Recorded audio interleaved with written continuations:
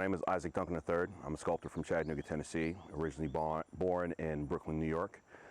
Went to University of Notre Dame for my undergrad, then went to University of Kentucky for my graduate degree. I met a sculptor by the name of John Henry, which I later worked for as supervisor for his crew, which led me to Chattanooga, Tennessee. So I also create large-scale, non-objective abstract sculptures.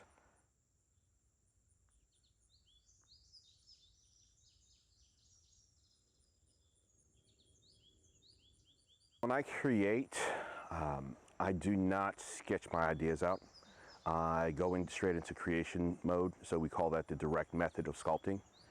So I'm either making a smaller piece, a maquette, or I'm working straight on the piece. This piece, Precarious C, was one of those that I decided to work straight. And I use metal, specifically alloys, stainless, brass, bronze, to create my sculptures. And here I would take pieces that I would have either I've collected or remnants of other pieces that I've created, and I would lay it out on the ground and then start looking at the pieces and putting pieces together, always trying to challenge balance, motion, movement, without it actually having to move.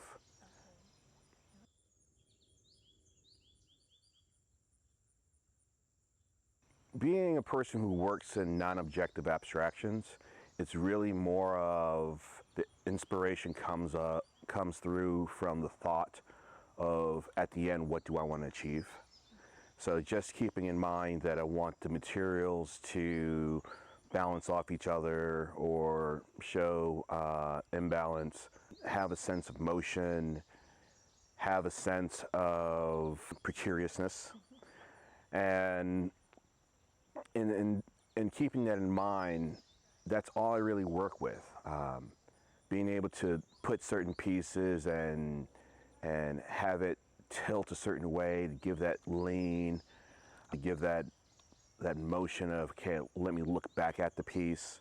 So that's what I'm really striving for. So the inspiration is more of the thought process than anything else.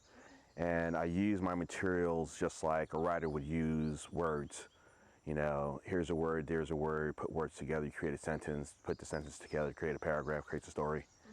So it's the same way, putting pieces together to show how each individual piece is an individual piece. However, when it's put all together, then it's a whole. And that's pretty much just analogy for life, analogy for community, analogy for society. We're all individuals, but when we come together, then we're a whole.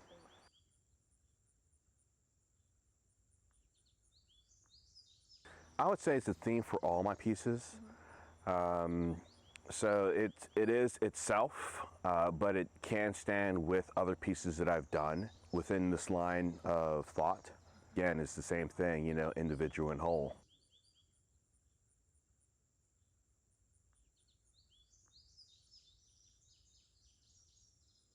First, I want it to be something engaging. So as they're walking up to the museum, it catches their eye. And then especially one of the things that I do in my pieces, I use a lot of heavy grinding strokes, a lot of texture. And that texture is just to bring your eyes to the piece, but also lure your eye up and down or around the piece, give that sense of making your eyes move around. So I want people to walk up to the piece, walk around it, and see where their eyes are leading them.